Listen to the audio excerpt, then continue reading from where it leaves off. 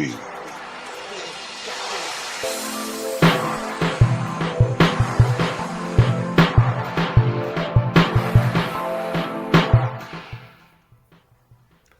What's up, YouTube? This is Too Raw for TV, aka Darth Apocalypse. So before I get into this video, shout out to the brother Truth Teller NBA for the donation to the channel via the PayPal.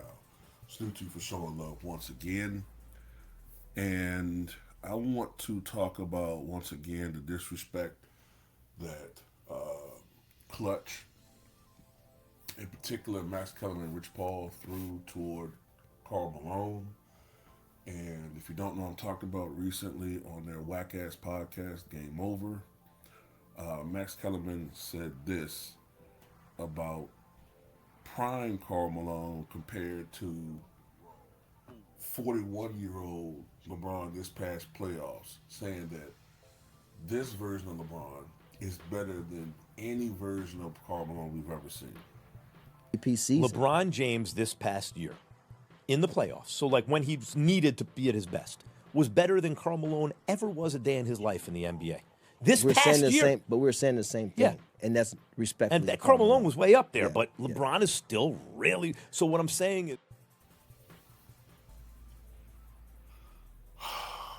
so you know what they're really saying, and when we really look at it, is remember Karl Malone in his prime was winning an MVP award over Michael Jordan.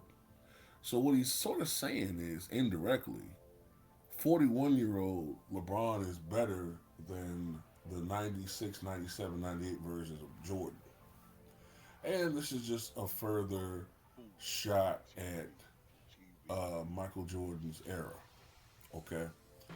So let me just put some information out here.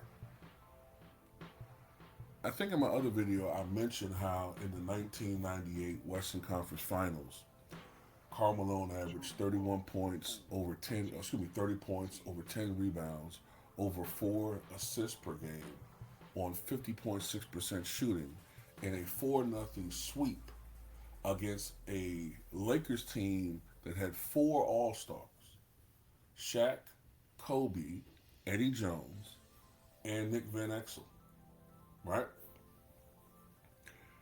This wasn't a dilapidated team that was missing their star core, their star players, and star core like their Rockets team, because that Rockets team, not only did they not have Kevin Durant for all but one game, they didn't have really a true point guard at all, which is why the offense was so discombobulated and so trash, the Rockets. They didn't have Fred VanVleet, so LeBron was able to thrive at the point guard position because they didn't have a point guard to match up against him, and for them to, like I said, the Rockets run the offense, and they didn't have their center. I can't for some reason I can't think of his name, but they went up against a trash Rockets team, and then when they went up against a real team in OKC, they got swept. And even when they did beat the Rockets, arguably their best and most consistent player was Marcus Smart. And did everybody just forgot how Luke Kennard dropped what, 38 in game 1 of that series? And let's not forget the outstanding play of Rui Hachimura. But this is what the media does. They always remove everybody else and make it about that bald-headed, cash-registered jaw bastard. Right? But let's talk about some other series here when it comes to Karl Malone. Right? Let's talk about when Karl Malone was 37 years old in 2001, when he was going up against the Dallas Mavericks that had Dirk Nowitzki, Steve Nash, and Michael Finley. 37-year-old Karl Malone, although they lost that series 3-2, this is when the first round was best of 5. He averaged 27.6 points, 8.8 rebounds, 3.4 assists, and 1 block. Right? 37 years old. Meanwhile, prime LeBron James in 2011, when he was 26 years old, averaged only 17.8 points, 7.2 rebounds, and 6.8 assists, and averaged only 15 points a game the last 3 games of that series against an older Dirk, Jason Terry, and JJ fucking Barrera? And y'all trying to make the argument that LeBron's a more consistent primetime performer than Karl Malone? Karl Malone wasn't running to the GM and asking for all this superstar help. Karl Malone never had a great center. Like, the best center that he had was Mark Eaton, who was a beast on defense, but was absolutely shit water on offense. And then afterwards, the best center they had was Greg Ostertag.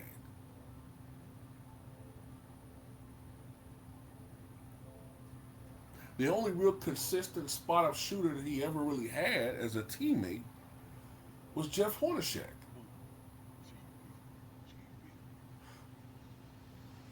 How many great spot-up shooters have LeBron played with?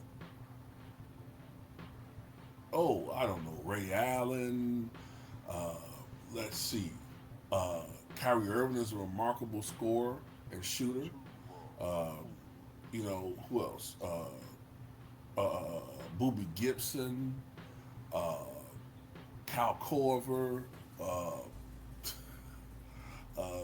Who else has this guy's played with over the years? Shooters. I'm trying to think of spot-up shooters, but just shooters in general.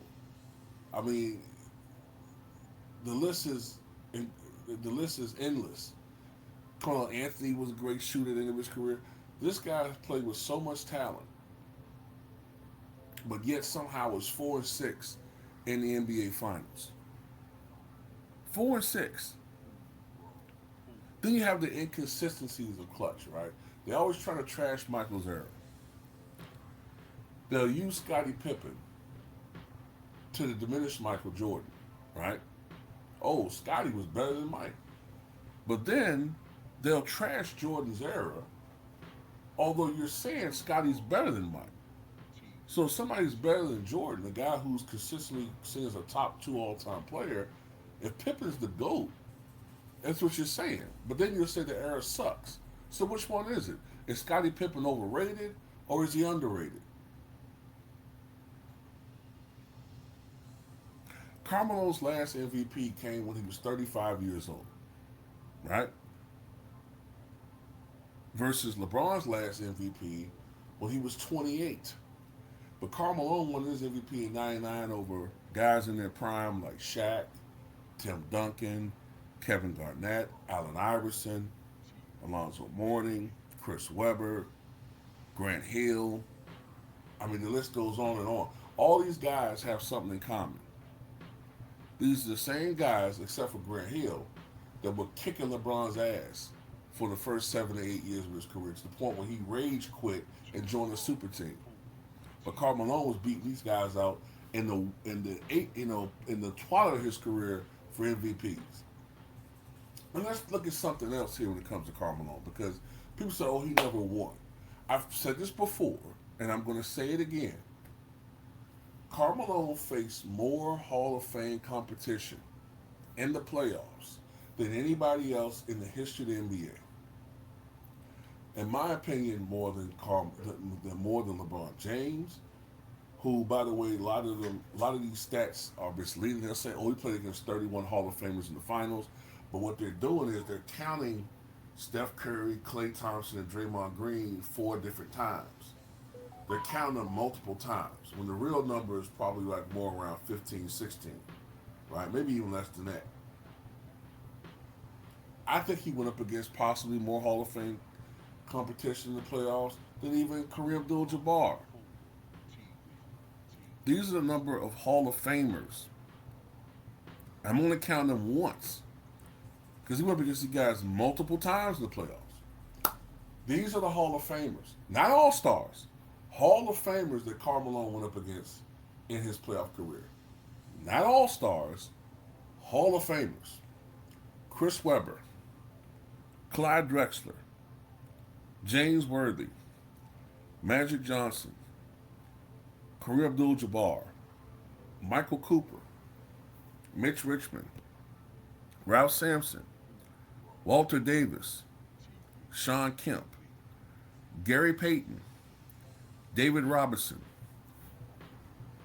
Dikembe Mutombo, Dennis Rodman, Akeem Olajuwon, Arvydas Sabonis, Shaquille O'Neal, Kobe Bean Bryant, Charles Barkley, Michael Jordan, Scottie Pippen, Tony Kukoc, Tim Duncan, Vlade Divac, Chris Webber, Dirk Nowitzki, Steve Nash, Yao Ming, Tony Parker, Manu Ginobili, Kevin Garnett, Chauncey Billups, and Ben Wallace.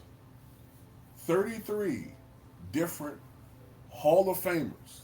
33 different, let me say this again, 33 different Hall of Famers. Not 33 times he went up against Hall of Famers. 33 different individual Hall of Famers. If you know anything about Karl Malone's career, he went up against most of these guys multiple times.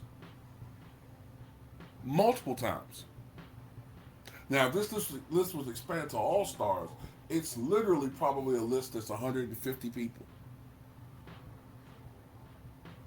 The Hall of Fame coaches that his team went up against: George Karl, Pat Riley, Don Nelson, Cotton Fitzsimmons, Rick Alderman, Larry Brown, Dan Essel, Rui Tomjanovich, Bill Fitch, Phil Jackson, Greg Popovich, Paul Westphal. Now, ask yourself a question. How many super teams did Karl Malone play on? Outside the Olympics. You had that failed experiment in 2004 when Karl Malone missed 41 games with a leg injury, which was the first time he ever suffered a serious injury in his career. His mother had died the prior summer, which took the love of passion of basketball out of it for him. So you have a dispirited, injured, depressed Karl Malone. They did get to the NBA Finals, but age had caught up with them. But other than that one team, what super team did Karl Malone collude with others to join? Utah was basically just him, John Stockton, who's not the most athletically inclined player of all time, Jeff Hornacek in the later years, and a bunch of role players. Bunch of role players. Most people can't even name his teammates. They couldn't even point Shandon Anderson, Byron Russell, and, what's the guy named? Austin Carr out of a lineup. They couldn't do it. Do you remember John Crotty? Are these Hall of Fame names that stand out? But yet, with this team and with that system and with Karl Malone leading that squad, they won they had multiple seasons of 60 wins or more.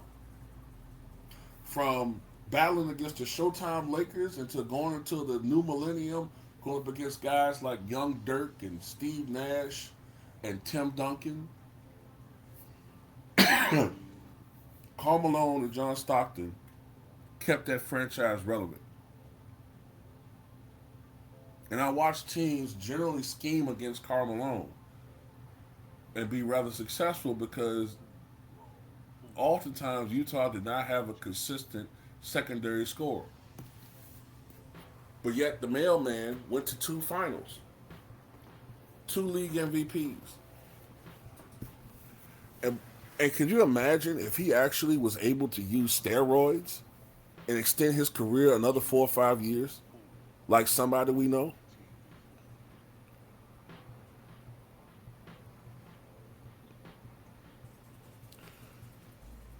I don't care what this guy been accused of. If y'all don't keep the same energy for Josh Giddey, if y'all don't keep the same energy for Elvis Presley or your current president, I don't give a fuck what this guy's been accused of. Keep the same energy. Ain't no way I'm just going to keep going in on black men, but when somebody else get accused of something, y'all say it's not my business. You don't know who the fuck you think I am. TV. TV.